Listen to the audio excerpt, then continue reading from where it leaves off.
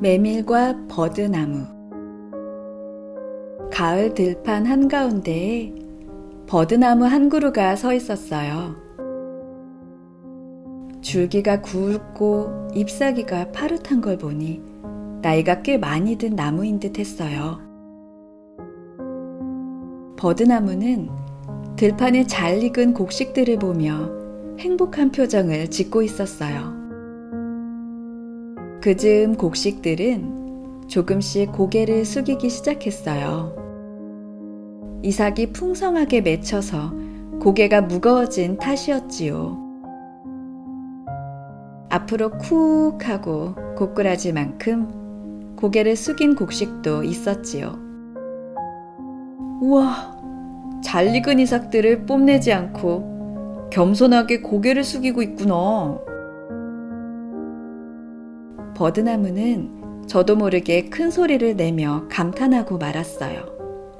그때 어디선가 팽 하고 콧방귀를 뀌는 소리가 들렸어요. 흥! 고개 아프게 저게 뭐하는 꼴이람? 바로 메밀이었어요. 버드나무 뒤편에는 넓게 메밀밭이 펼쳐져 있었지요. 수많은 메밀들 중 하나가 버드나무의 소리를 들었던 모양이에요. 메밀은 뭐가 못마땅한지 고개를 옆으로 돌리고 있었어요. 그러고 보니 버드나무는 메밀의 모습이 참 희한하게 보였어요. 메밀은 고개를 빳빳이 세우고 있지 않겠어요? 메밀아, 너는 이삭들이 무겁지 않니? 버드나무는 조심스럽게 물었어요. 뭐 무겁기도 하지. 하지만 그렇다고 해서 고개까지 숙일 필요가 있겠어? 메밀은 아주 도도한 모습을 하고는 대답했어요. 난 새 이삭들을 맺기 위해 1년 내내 고생한 몸이라고. 그러니 내게 고개를 숙일 힘이 남아 있겠어? 게다가 고개를 숙이면 이 아름다운 꽃이 잘 안 보이게 되잖아. 버드나무는 메밀의 태도가 마음에 들지 않았어요. 물론 메밀의 꽃이 아름답지 않은 건 아니지만 그렇다고 해서 저렇게 자랑까지 할 필요가 있을까 싶었어요. 버드나무가 못마땅하다는 듯이 입을 삐죽삐죽 하고 있을 때 메밀이 다시 입을 열었어요. 그러고 보니 버드나무야, 너는 너무 많이 늙은 게 아니니? 봐봐, 너 몸 구석구석에 잡초들이 자라고 있잖아. 고개를 숙여야 할 건 내가 아니라 못생긴 너 같은데? 메밀의 말을 듣고 버드나무는 몹시 속상했어요. 하지만 곡식들이 잘 익은 아름다운 들판에서 큰 소리를 내며 싸우고 싶지는 않았어요. 버드나무는 한숨을 한번 크게 쉬고는 속상한 감정을 꼭꼭 숨길 수밖에 없었어요. 그러던 어느 날이었어요. 가을 들판 위로 무시무시한 폭풍우가 몰아쳤어요. 곡식들은 물론 들꽃들도 모두 고개를 푹 숙였어요. 그런데 메밀만은 여전히 고개를 빳빳이 들고 있지 않겠어요? 버드나무는 메밀이 다치기라도 할까봐 걱정스러웠어요. 메밀! 빨리 고개를 숙여! 곧 있으면 더 큰 바람이 몰아칠 거야! 버드나무가 큰 소리로 외쳤어요. 하지만 메밀은 여전히 콧방귀만 낄 뿐 절대 고개를 숙이지 않았어요. 보다 못한 다른 곡식들까지 메밀에게 소리치기 시작했어요. 메밀은 마치 두 귀를 닫고 있기라도 한 양 결코 고개를 숙이지 않았어요. 바로 그때였어요. 온 세상이 눈부신 불빛에 반짝였어요. 우르르 쾅 하는 소리와 함께 번개가 내리쳤어요. 곡식들은 전부 눈을 꼭 감고 더욱 몸을 작게 만들었어요. 그 후로 한참의 시간이 지난 뒤 하늘은 언제 그랬냐는 듯이 다시 잠잠해졌어요. 번개도 폭풍우도 모두 사라졌지요. 곡식들은 푹 숙이고 있던 고개와 허리를 쭉 폈어요. 몸을 아주 작게 만들었었던 덕분에 어느 이삭 하나 떨어진 것이 없었어요. 정말 다행이었어요. 그때 메밀의 울음소리가 들렸어요. 버드나무의 말을 들었어야 했어. 버드나무야말로 정말 멋지고 늠름하구나. 메밀에 달려있던 예쁜 꽃들은 전부 바닥에 떨어져 있었어요. 버드나무와 곡식들은 함께 슬퍼하며 따뜻한 마음으로 메밀을 위로해 주었답니다.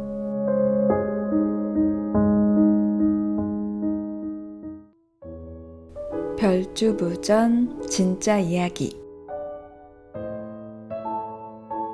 깊은 바닷속 갖가지 보석들로 장식된 예쁜 용궁이 있었어요. 그 용궁에는 금색 줄이 주렁주렁 매달린 왕관을 쓴 용왕이 있었지요. 그런데 어느 날 용왕이 큰 병에 걸리고 말았어요.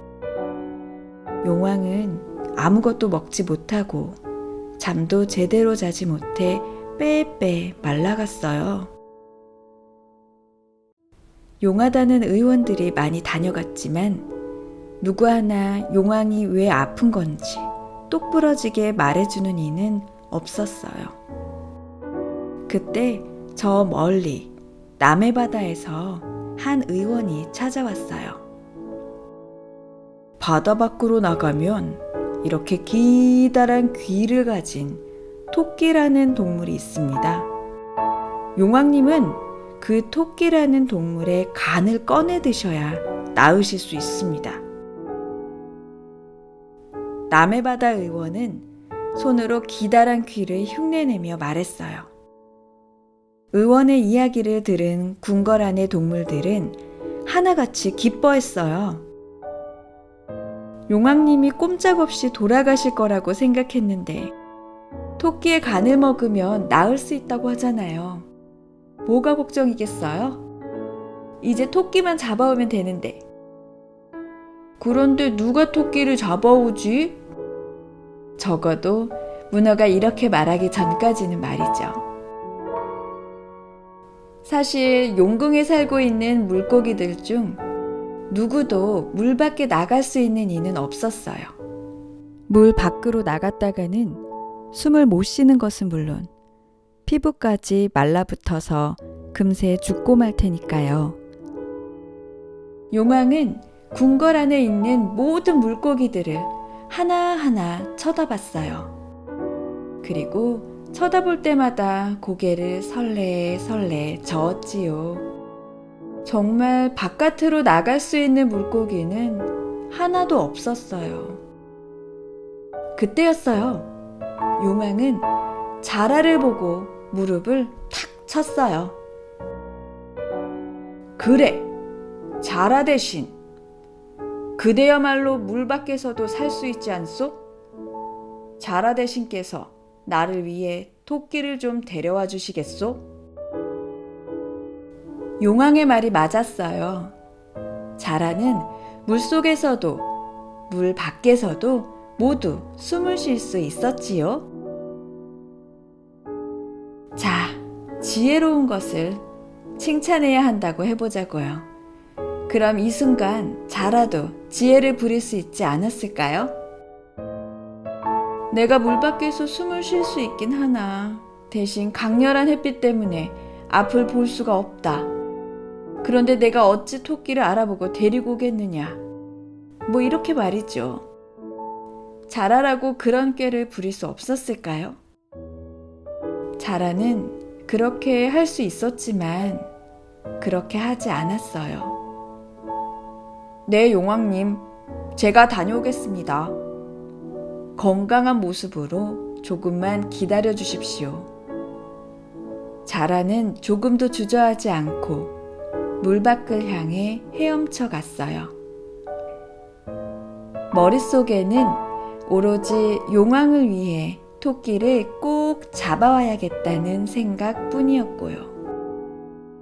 바깥으로 나온 자라는 마치 거짓말처럼 금방 토끼와 마주쳤어요. 용궁에 가면 토끼 내가 좋아하는 게 아주 많아. 예쁜 침대도 있고 재밌는 그네도 있지. 게다가 토끼 너는 아주 귀엽게 생겼으니까 바다에 사는 모든 물고기들에게 사랑받을 수 있을 거야. 자라의 말을 들은 토끼는 한껏 기분이 좋아졌어요. 고민도 않고 바로 자라의 등에 올라탔어요. 용궁에 가면 자기를 좋아해주는 물고기들이 정말 많을 테니까요. 물론 자라는 토끼를 속인 것이 내내 미안했어요. 하지만 당장은 아픈 용왕에 대한 걱정과 용왕 앞에서 하고 온 약속만 떠올리기로 했지요. 이윽고 토끼와 자라가 용궁에 도착했어요. 그런데 예뻐해주고 사랑해줄 줄로만 알았던 물고기들이 전부 몰려와 토끼를 끈으로 묶는 게 아니겠어요? 물고기들은 토끼를 용왕 앞에 떡하니 갖다 놓았어요. 그제야 토끼는 모든 사실을 눈치챘어요. 이제 어떻게 살아서 나가야 하나 쉴 새 없이 고민했고요. 그때 떠오른 깨가 바로 간을 밖에다 꺼내두고 왔다는 것. 목숨이 오락가락하는 그 순간 토끼는 다행히도 다시 자라의 등에 업혀 밖으로 나갈 수 있었지요. 도리어 땅 위에 도착하자마자 자라를 마구 놀리기 시작했어요. 이 바보 같은 자라! 그래가지고 어찌 용왕을 지키는 대신이라고 할 수 있겠니? 자라는 토끼의 말이 틀리지 않았다고 생각했어요. 토끼의 꾀를 전혀 눈치채지 못했었다면 그 또한 용왕이 시킨 일에 최선을 다하지 않은 탓일 테니까요. 토끼를 내려준 자라는 쉬이 용궁으로 돌아갈 수 없었어요. 자라는 산속으로 엉금엉금 기어갔어요.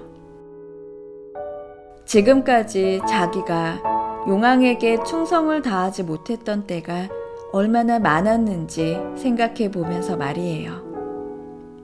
또 토끼의 말대로 자라가 정말 바보 같다고 여길 수도 있는 게 자라는 정말 이 산속 어딘가에 토끼의 간이 꺼내져 있지는 않을까 한 가닥 희망을 붙잡고 있었던 거예요.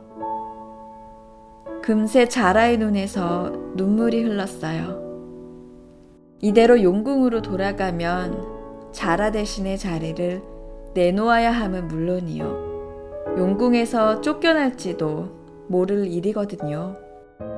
그보다 더 가슴 아픈 건 결국 누구도 용왕의 병을 낫게 해드리지 못했다는 것. 자라는 모든 일이 자신의 잘못 때문이라고 여겼어요. 그때였어요. 자라 앞에 하얀 한복을 차려입은 산신령이 나타났어요. 자라는 깜짝 놀라서 두 눈을 끔벅였어요. 산신령은 자라에게 짙은 초록색의 약초를 건넸어요. 그건 다름 아닌 산삼이었지요. 용왕을 생각하는 너의 마음이 토끼의 꾀보다 훌륭하도다. 산신령은 자라의 머리를 쓰다듬어 주었어요. 그 이후 용왕은 자라가 가져온 산삼을 먹고 씻은 듯이 나을 수 있었어요. 또한 자라는 대신 자리보다 더 큰 벼슬을 내려받을 수 있었답니다. 고흐의 두 번째 사랑. 해바라기의 화가 고흐. 그가 사촌 누이였던 키 보스를 사랑했던 적이 있었어요. 그녀는 고흐보다 나이가 많을 뿐만 아니라 방금 남편을 잃고 4살 배기 아이를 혼자서 키우고 있었지요. 고흐는 키 보스에게 사랑하는 마음을 고백했어요. 하지만 슬픔에 빠진 키 보스는 고흐의 마음을 받아줄 수 없었어요. 마음을 거두세요. 누구도 우리의 사랑을 축복해주지 않을 거예요. 게다가 저에겐 당장 우유값을 걱정해야 하는 아이가 있어요. 이 아이를 신경 쓰는 일만으로도 저는 너무 벅차요. 당신의 마음을 받아줄 여유가 제겐 없다고요. 키 보스는 정중하게 고흐의 고백을 거절했어요. 사촌끼리의 사랑을 옳다고 축복해줄 사람은 드물었어요. 좀 더 나이를 먹은 키 보스는 고흐보다 어른답게 행동하고 싶었어요. 고흐의 사랑을 받아줄 수는 없지만 그렇다고 그의 마음을 아프게 하고 싶지는 않았거든요. 물론 고흐는 이미 키 보스에게 흠뻑 빠져있는 상태였어요. 어떤 말을 해도 듣지 않았지요. 키 보스, 내 말을 잘 들어요. 사람은 누구나 사랑에 빠져요. 그게 언제이든 누가 됐든 사랑에 빠진 사람에게 돌을 던질 수는 없어요. 우리가 사촌 사이라는 게 뭐가 그리 중요한가요? 우리 같이 암스테르담으로 떠나요. 물론 당신의 아이도 함께요. 나만 믿어요. 내가 당신을 돌봐줄게요. 고흐는 키보스와 함께라면 어디로든 갈 수 있을 것 같았어요. 누구도 둘 사이를 갈라놓을 수 없는 곳으로만 갈 수 있다면요. 얼마 지나지 않아 키보스의 아버지가 모든 사실을 알게 되었어요. 고흐에게는 큰아버지인 사람이었지요. 큰아버지는 키보스와 어린 손자를 데리고 깊은 산속으로 들어가 버렸어요. 자기가 앞장서서 둘 사이를 갈라놓지 않으면 안 되겠다고 생각했던 거예요. 고흐와 키보스의 사랑은 그렇게 해서 매듭을 짓게 되는 듯 싶었어요. 그러던 어느 추운 겨울날이었어요. 눈보라가 세차게 몰아치던 날이었지요. 고흐는 옷도 제대로 갖춰 입지 못한 채로 집을 나섰어요. 바람이 얼마나 거세게 부는지 눈도 제대로 뜰 수 없을 정도였어요. 고흐는 온통 눈으로 하얗게 덮인 산을 성큼성큼 오르기 시작했어요. 자네 제정신인가? 지금 이 눈보라가 안 보여? 그러다 무슨 일을 당하려고? 얼른 돌아가게나! 산 입구에서 만난 할아버지가 고흐를 말렸어요.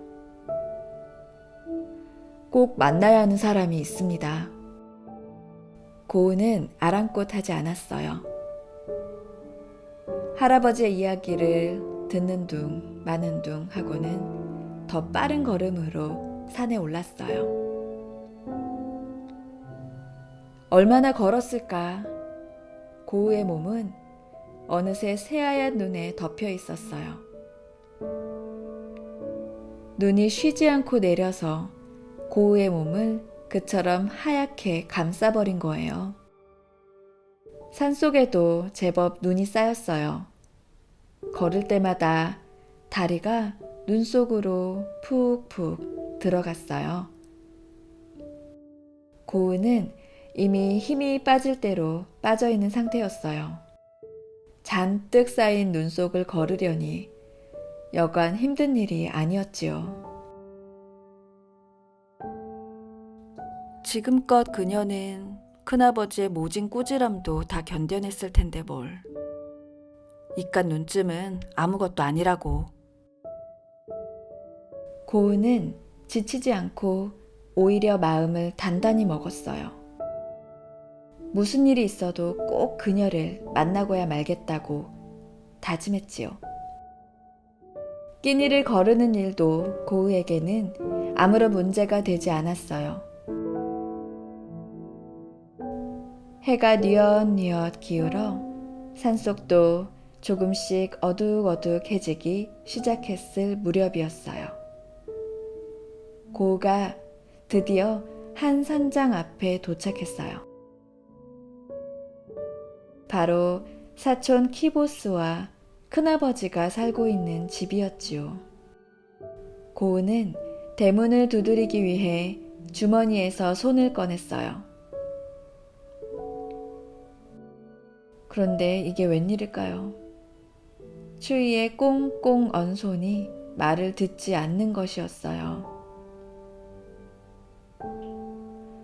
고우는 있는 힘을 다해 주먹을 쥐고는 대문을 쾅쾅 두드렸어요. 잠시 후 큰아버지가 대문을 열고 나왔어요. 아니 자네, 여기가 어디라고? 감히 찾아왔는가? 생각했던 대로 큰아버지는 고우를 보자마자 큰 소리로 화를 냈어요. 키보스를 보여줄 생각일랑은 아예 없었지요. 큰아버지는 인사도 하지 않은 채 대문을 쾅 닫아버리려고 했어요.